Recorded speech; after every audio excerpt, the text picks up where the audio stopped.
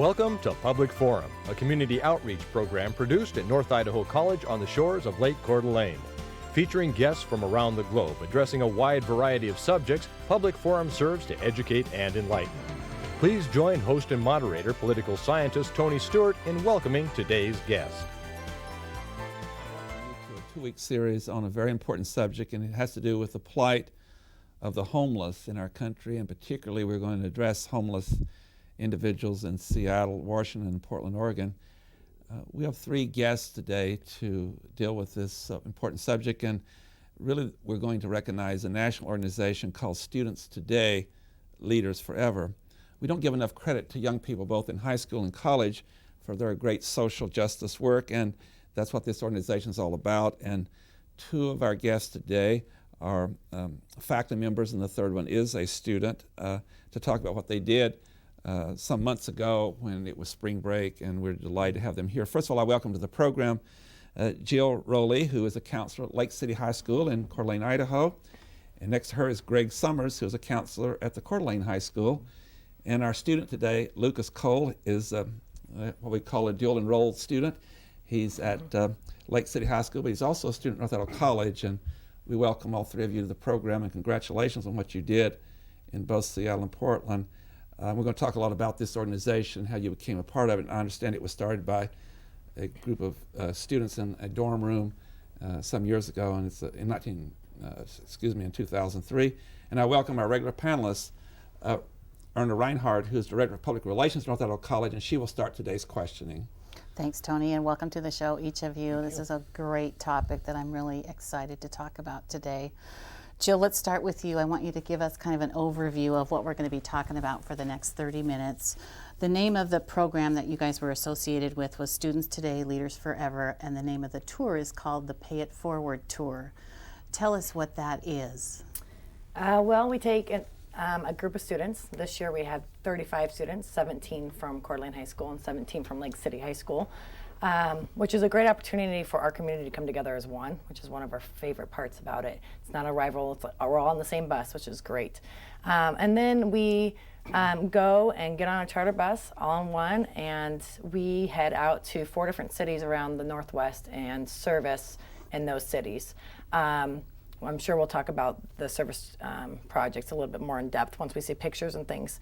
But once we get to a city, we'll service, and then in the evenings we do a lot of large group activities, energizers, things like that. And then we take another step and go into a smaller group setting, more like a family group, and really reflect what happened through the day, what was inspirational for them, impactful for them. For each student has the opportunity to kind of talk about themselves a little bit more.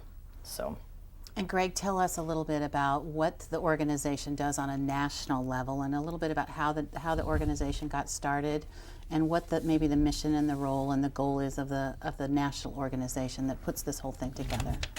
Well, about 3 years ago, I met a fellow by the name, his name is Greg Devine, and he was a student at the time at University of Minnesota. I was in Minnesota on some business, and I was directed to him by one of the faculty members at the college saying, this kid is amazing and he's just doing incredible stuff. He started his own nonprofit, and so when I went ahead and got together with him, he told me a little bit more about Students Today, Leaders Forever, that they had just begun, a nonprofit, 4 of them, and basically they started with a question, and you can call it idealistic, but what he said is he just got together with a few other people and asked them the question, do you want to help me change the world?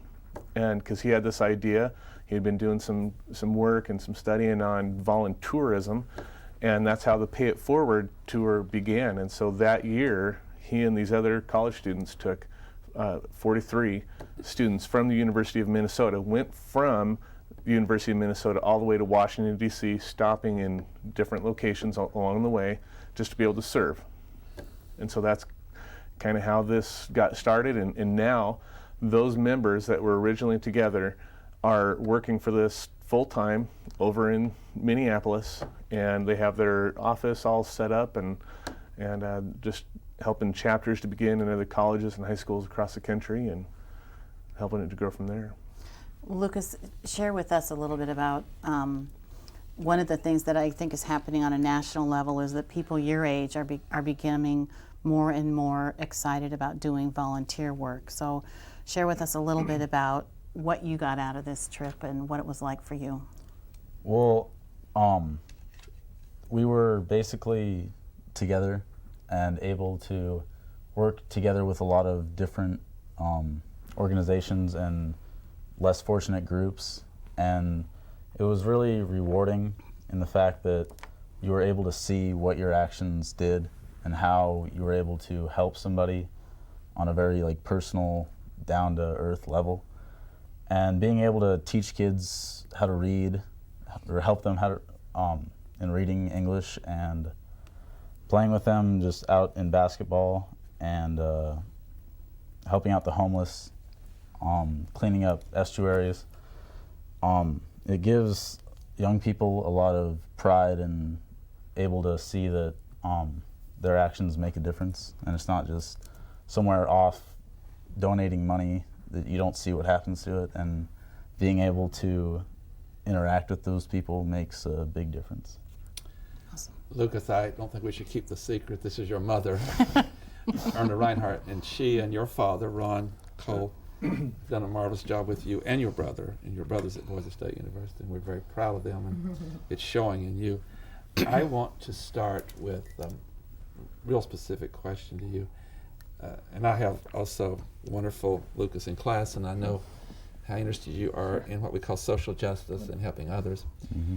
Give us some specific examples, and you've done this before.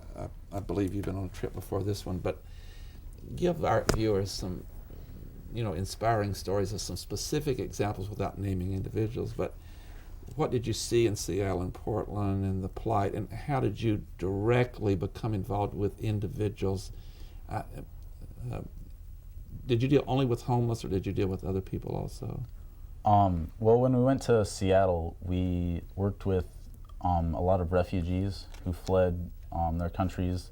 And a lot of them were from Somalia in East Africa. But they're not homeless. They have sponsor parents. So that's a clear point I'm making. But you had that, but you also had others that you worked with were homeless in Portland. Mm-hmm. Yeah. Give us some examples. I think we want to get to the heart of that, because I think that is really what it's all about. Tell us a couple of very humane stories about how you dealt with individuals. What was their plight, and what did you do for them? In Portland, when working with the homeless, there was one individual from our group who had been disconnected from part of her family, and part of her family had moved and became homeless and was living somewhere in Oregon, and she didn't know where. And when we were working underneath this bridge at night, passing out cocoa and giving foot baths and haircuts to these homeless people, she got into a conversation with a specific homeless person, and they began talking for 15 minutes, and they asked each other's names, and they found out that they were actually related, and that was one of her relatives that had been disassociated with the family.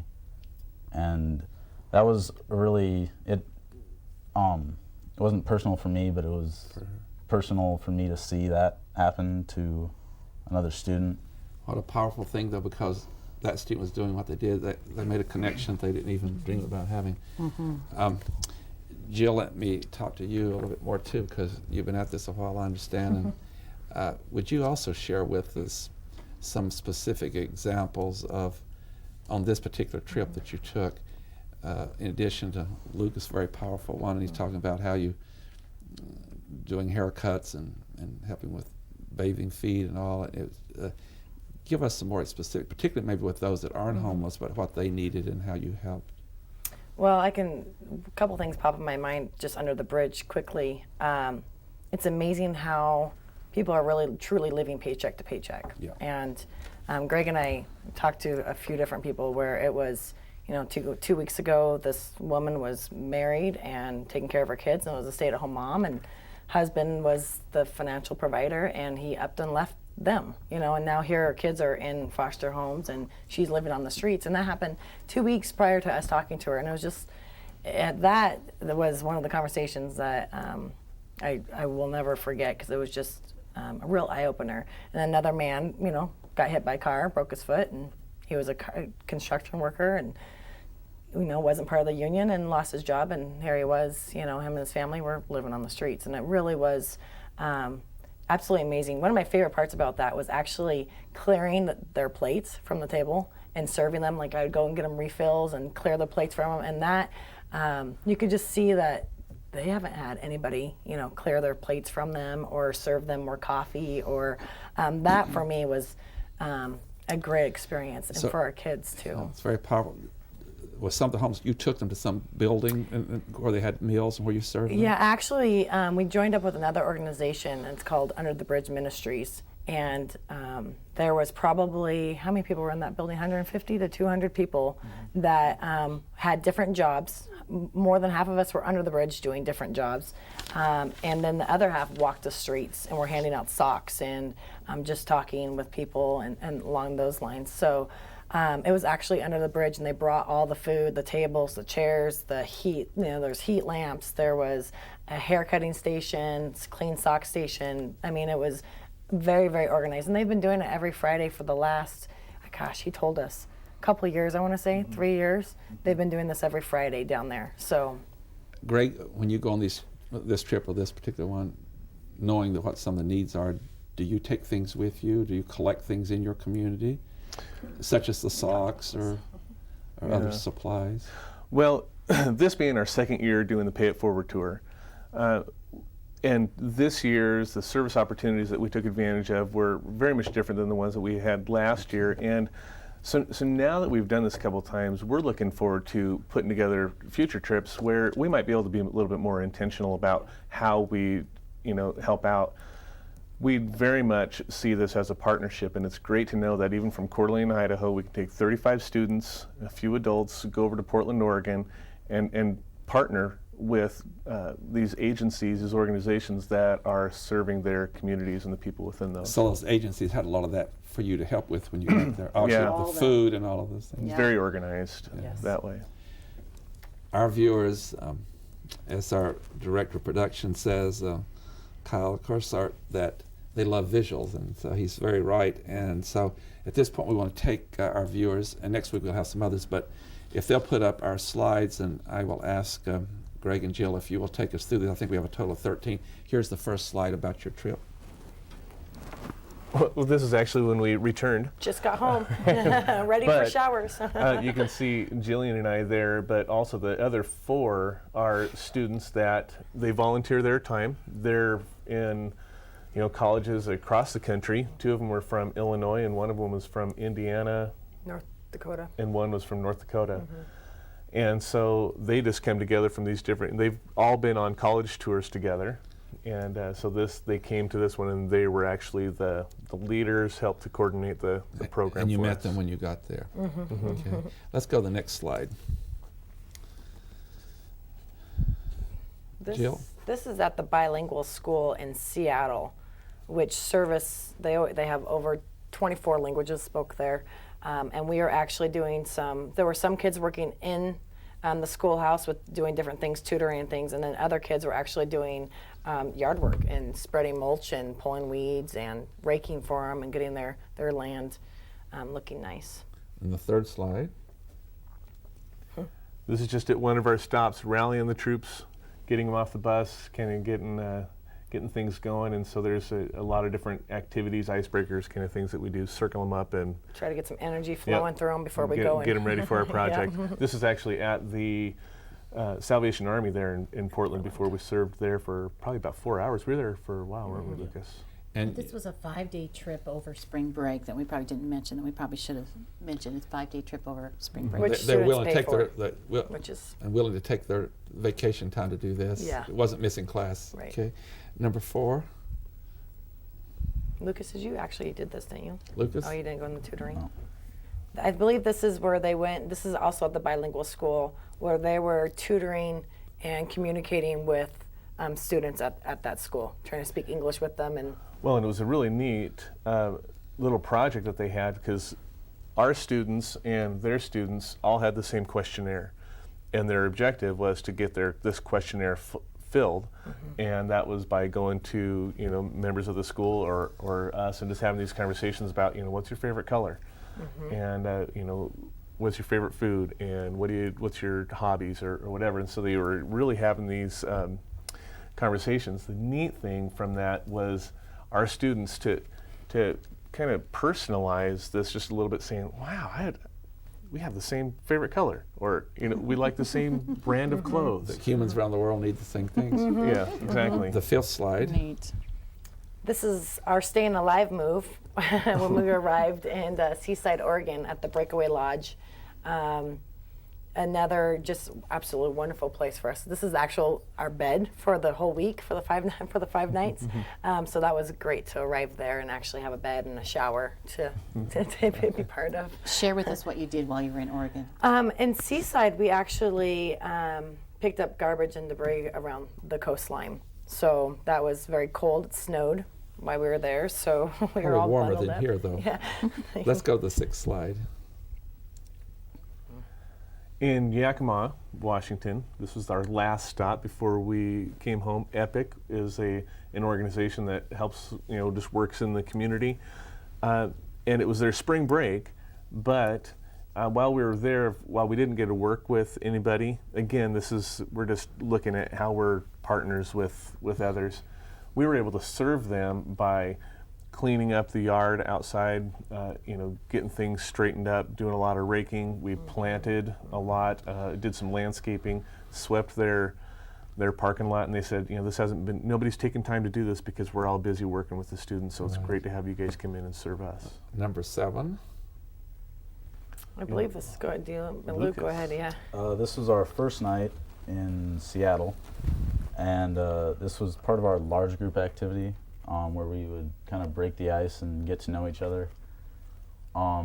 These activities were really, really important in the first part of the trip because not a whole lot of people knew each other, and being able to work together as a team for a lot of the service projects was a big part of it. So being able to do this helped out a lot. The students from Coeur d'Alene High School and Lake City High School, did they all know one another, did they? No. Even you got to know one another here in Coeur d'Alene. The 8th slide.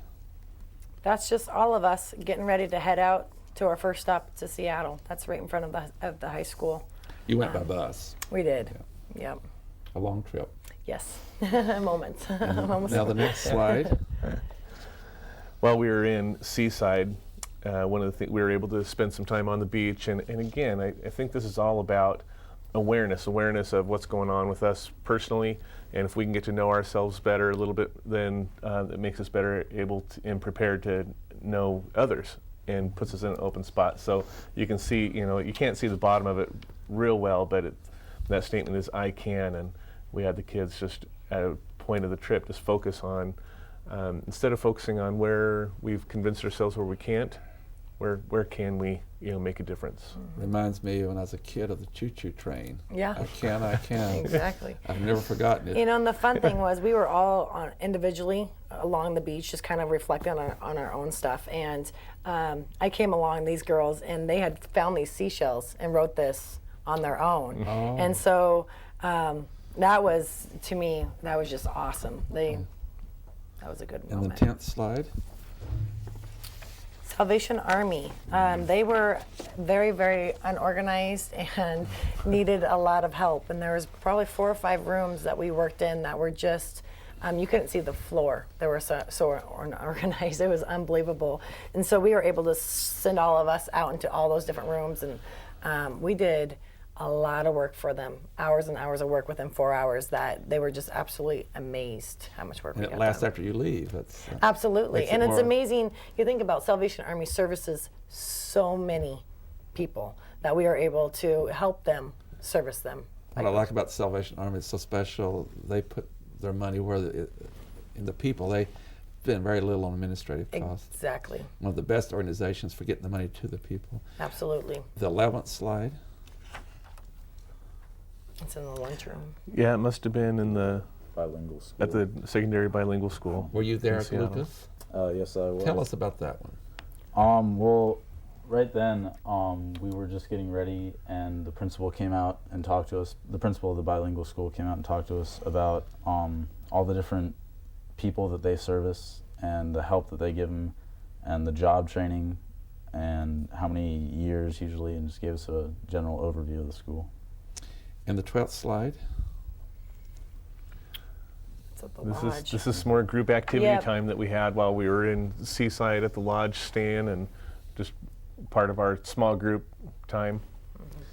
So two things are going on at the same time. You're helping others, but you're getting to know one another too. Absolutely. And there's intercommunication between yourself, and that makes it easier to help others. The last slide for today. And that's Breakaway Lodge. That's just a large group photo with all of us. I think heading out, we're getting ready to go service for the day. I think that was early in the morning. Erna Reinhardt. Thank you. That was great visuals and gives us a better understanding exactly of what you guys did during that 5-day trip. Share with us a little bit of the role of the college students and what they played, and share with us the opportunities that may be there for college students to get involved in a Pay It Forward tour somewhere in the country. Greg, sorry. Sure. The 4 college students that go on the trip, they volunteer their time, they pay for their airfare, they do all that, and they also help us set up the trip. So while we're working with Student State Leaders Forever, in putting the trip together, they're helping to organize that. And so we were able to do a lot of the legwork as far as getting ready for the trip and what service projects, but then we were able to hand it over to them, and they helped get it organized from point A to point B when we returned back. So they're leading the activities, they're leading the day's schedule while we're there. Excellent. Yep. And Jill, share with us a little bit about what happens in that reflective. I think each evening there was a time for reflection. That absolutely, we call it family group time, and there's a college student and an adult that's assigned to those groups, and that's really gives those kids an opportunity to not only reflect about what they saw or part of, because some of us were doing different things at different organizations. So talk about what they actually were part of and what they were doing, but also really reflective what's going on in their life and how does it play a role into what's going on with them. Where are they going to take it? A lot of our kids come from hard homes and not easy places to come from, and so for them to see that we're going and servicing people that have it really hard, it's such a great opportunity for them. I can do this. I can handle life, and I can take a next step. And and then really during that time is really when you get to know your small group very, very, very well. Many different levels. So. Great. Lucas, share with us a high point, something that you really, really took away that was meaningful for you. My personal high point was one of the large group activities we did when we would go around and everyone would have their eyes closed, and one of the leaders would say a statement that was something like, this person has changed my life, and we would go touch the shoulder of somebody who had changed our life in our personal opinion. And every time that somebody said a statement and then I got touched or I touched somebody, it was a realization for me that what we do doesn't just help out the people that we service, but it also was a personal journey and a personal experience for every person that took part in the trip. Lucas, the late Bill Wasmuth, who was a Catholic priest and was the director of the human rights organization LCL, the Northwest Coalition Against Malicious Harassment, wrote a speech once, and there's a paragraph that I'm preparing for a speech, and I'll share that with you later this week. It's an incredibly powerful paragraph on how everybody affects everyone else's life. If they connect them, it may be very temporary, it may be permanent. So I'll share that because that's really, it'll fit what you're talking about in relation to this. Greg, time is getting a little bit short, but we do want our viewers, we have them all over, all throughout Canada and much of the Pacific Northwest, and I have a feeling that some people who are watching our program would like to be in touch. Maybe there are some college students or high school students, other places like to get involved. I'm going to ask our staff to put up the website on the screen, and here it is now, Greg. It's www.stlelf.org. And in the beginning of the show, you talked about meeting these special students in Minnesota. Could you give our viewers a little bit more information about if they go to this website, what's there, and how they could become involved, as you found when you went to Minnesota? Yeah, certainly. On the website, they'd be able to see, where they've taken different tours, the colleges that are currently involved in doing that. There are three, basically, there's a core team of 3 students that work in the national office, Greg Tavine and Irene Fernando and Brian Peterson. And so if they were able to, look at the website, they would be able to. There they'll have a telephone number or email or whatever. All that contact information will be there. And then when they get in touch with them, they'll be very eager to get them going and start on this process, right, Jill? Oh, yeah. It's funny, we are by far the furthest west that a school has gone. Most of the tours are happening more on the east side of the U.S., so it would be nice to get some of the colleges around this area going. And it just takes one college student that has the passion to be like, I want to do this in my school. So lots of opportunities. And they would probably also be invited to attend. If there was somebody who's just individually saying, this is something I want to be a part of, they certainly could contact the national office and say, where's one going on? Can I be a part of that? And then it grow from there. Your trip that you took, those were students, as I said, from Coeur d'Alene High School and Lake City High School. And they're all high school students. The only college students involved were those that are dual enrolled at North Idaho College. Is that right? Yes. So, but there were a few that are a couple dual like roles. Lucas. Yep. We have to give you credit for Lucas as Yes. well as the college, Yes. because he is. There was a few of those. He's really special. Okay. On that note, I wanted to tell our viewers that we just got part of the way through what we want to talk about with this remarkable story, and we're going to continue it next week. And in addition to sharing with our 3 guests this information with you, we have some more slides and to show other parts of the trip. But I do want to say before we go off the air to all 3 of you, congratulations, and we commend you and the others that went with you. If we're ever going to change the world, as Eleanor Roosevelt said, it starts in your community and it starts at home. And I think Eleanor Roosevelt was correct about that. Ladies and gentlemen, I hope you will join us again next week at the same time when we will continue this conversation with our 3 special guests on the plight of the homeless and also helping others through something called Students Today and Leaders Forever. Until then, please have a good week. I am Tony Stewart.